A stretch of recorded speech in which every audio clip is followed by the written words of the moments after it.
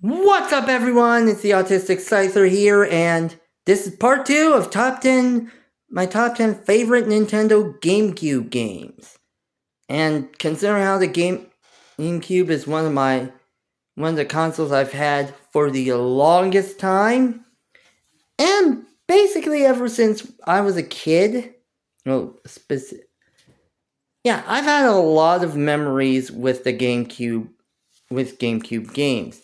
And I've played a lot of them to more or less figure out my favorites. So that's what these videos are for.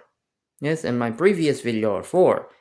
And for those that want to see part 1, it's up now, so I would suggest you watch that video before coming back and watching this. So without further ado, with all the jibber jabber, and get back into the countdown. Moving on next, at number 5, we have Paper Mario: The Thousand-Year Door. And honestly, the fact that we're starting this half of this entire video really does say a lot. With the first ever Paper Mario game that I ever owned, it makes a lot of sense. Like I mentioned, Paper Mario: The Thousand-Year Door was my first ever game that was the first ever Paper Mario game that I ever had. And honestly, I have a lot of memories playing this game from the start. In fact, I spent a lot of time playing Paper Mario: The Thousand-Year Door, which says a lot when you consider the entire game is actually a pretty solid experience. And heck, one of my most notable memories was playing through the game for an entire night. Yeah, safe to say that my sleep schedule was a little messed up afterwards. But honestly, I was seriously so excited with experiencing the entire game as it is. And it's kind of fun to say the least.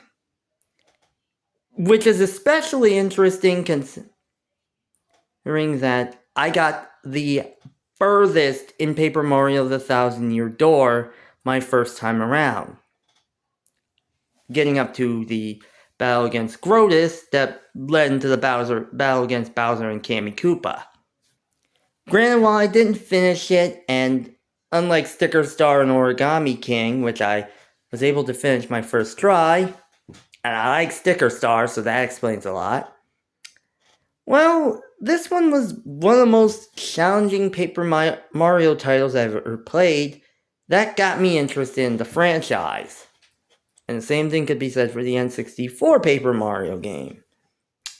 That being said, honestly, with the recent remaster of Paper Mario: The Thousand-Year Door being released on the Switch, honestly, I can say that I don't see myself getting that game anytime soon, because I don't think I'd ever replace the memory of me playing through the game on my GameCube ever since I was young.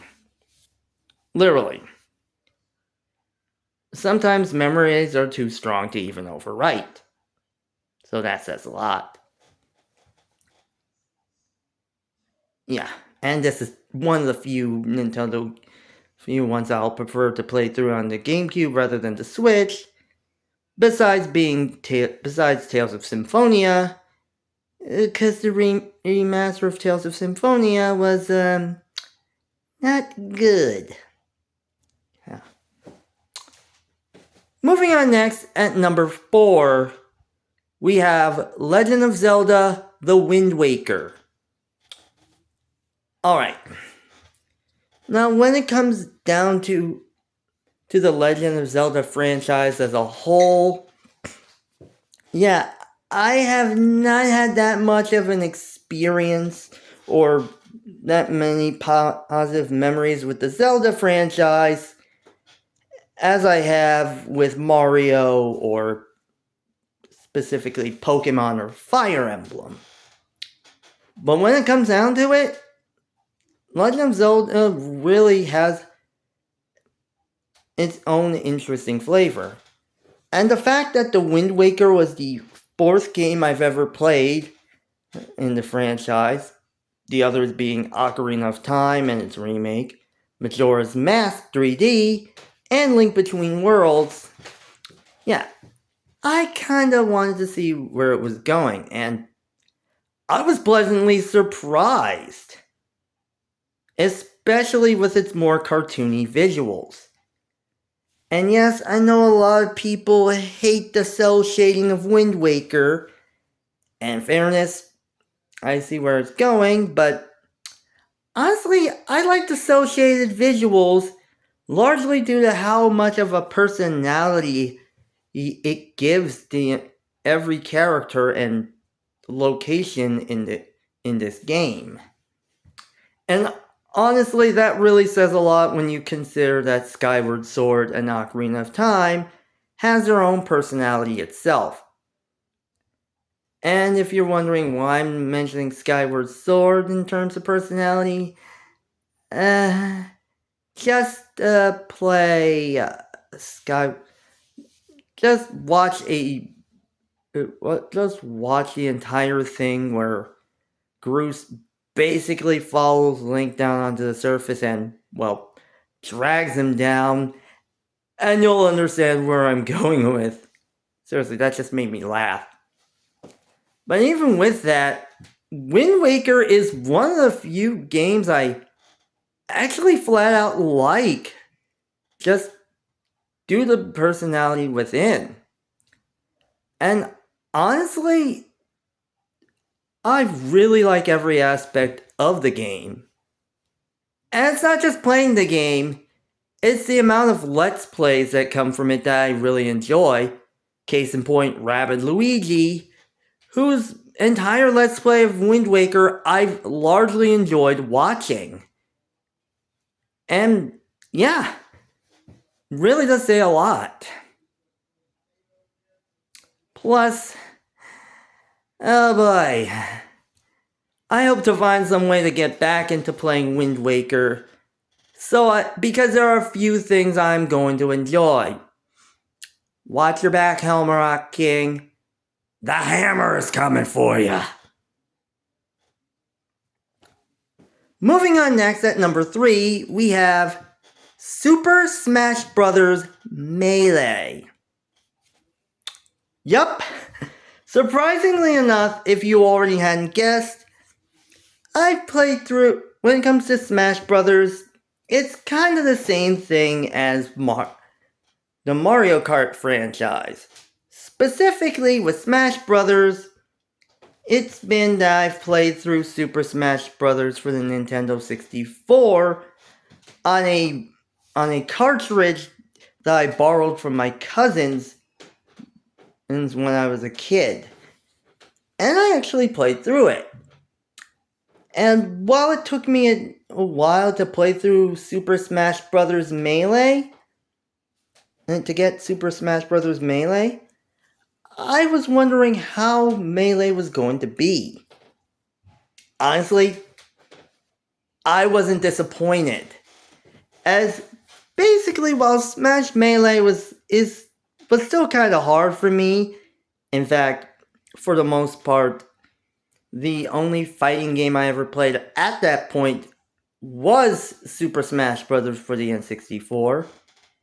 Same thing you can say now, as Smash Bros. Was basically one of the only main fighting game franchises I am noticing intense experience with.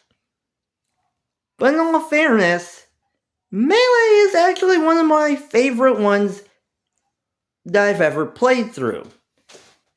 And heck, even when I explain, besides classic mode, the other modes were all basically interesting to say the least. And while I do like Subspace Emissary and World of Light, you gotta admit, there is something to Melee's adventure mode that I truly enjoyed. And while a lot of people want the next Super Smash Bros. To have an adventure mode similar to Subspace Emissary, I just want something that would more or less be on the same designation as adventure mode in Melee.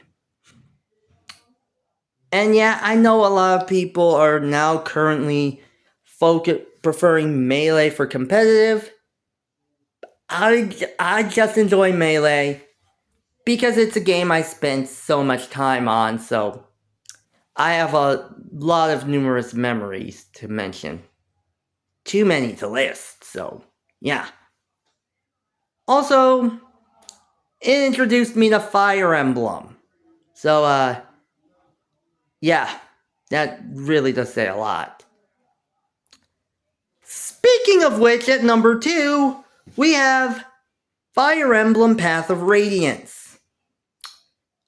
Yeah, honestly, the fact that Fire Emblem is my autistic special interest, this strikes again. And honestly, naturally, while I do love Fire Emblem Fates and Three Houses, to the point that I put them on their respective, either at the top or close to the top of their respective consoles, honestly, same thing could be said for Path of Radiance. And honestly, it really is something that opened my eyes.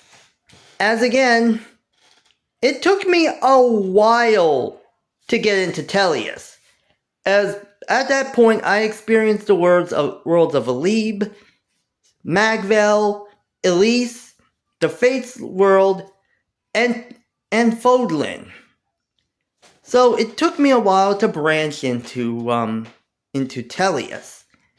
And honestly, I am so glad that I did, because Path of Radiance, when it comes down to the GameCube and Fire Emblem's character and map designs, honestly, Tellius is bar none one of the best. Granted, while they don't have things like Dragon Veins and Fates or the Gambits of Three Houses, yeah, it's still kind of fun. That Path of Radiance is still kind of fun for me. In all fairness, some of my favorite characters in Fire Emblem as a whole, like Soren, Ike, Nephany, Astrid, Rolf, just to name a few, are from Path of Radiance itself. And honestly, I really enjoy it. Plus, the bonus EXP is a godsend. And honestly, I haven't looked at most while I do like the more modern Fire Emblem titles, honestly, I haven't looked at the leveling in those games the same way as bonus EXP has in Path of Radiance. So, please, Intelligent Systems, when you release Fortune's Weave, please bring bonus EXP back. Please. Finally, at number 1, we have Pokemon Colosseum and Pokemon XD Gale of Darkness. Yup, a Pokemon title takes the list. And not just one, but 2. Because honestly, when it comes down to the one game that I spent the most time playing on my GameCube when I was younger, it has to be the Ori duo of games. And honestly, as much as I like the main series titles, the fact that Colosseum has you playing through as a character stealing Pokemon from other trainers was one of the most interesting games ever. And Gale of Darkness was one of the few I finished and enjoyed, so yeah.